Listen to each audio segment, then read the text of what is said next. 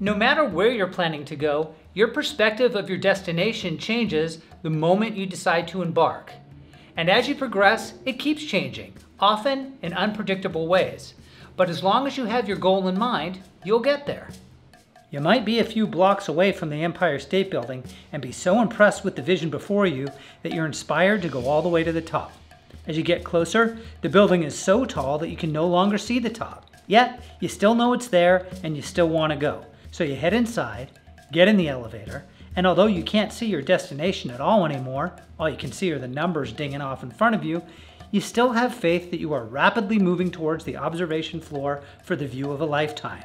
You're confident that you've made the right decision long before those elevator doors ever open. Goals are very much like this, where we see the whole picture at the beginning.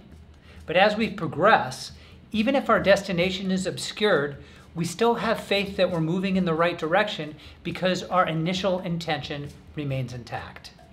But sometimes that path isn't so obvious. So here's another metaphor for you. When hiking up a mountain, you might see the peak at the beginning of the trail, but there will be numerous times along the way when you can't. And as your destination becomes obscured, the path might also become steep and difficult to navigate. It may be further than you thought. It looks so much closer from the bottom. You might need to rest more than anticipated. And the sun might be setting soon, and don't cougars come out at night? And at some point, you realize you were ill-prepared and need to head back down that mountain.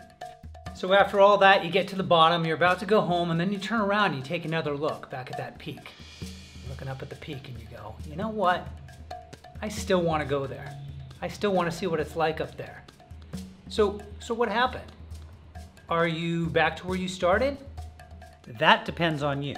Now that you've gone part of the way up, you can assess, recharge, and be better prepared for a second go.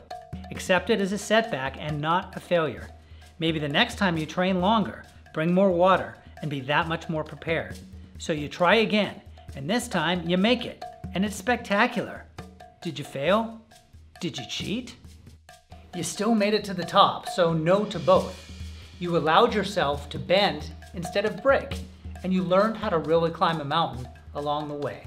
And it was that flexibility that was your true path to success. So now that you're up there, now that you're on the peak, what do you see? What's next for you?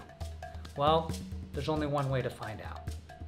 If you have any questions about the best way to get there or about coaching in general, click the link below for a complimentary consultation and business assessment.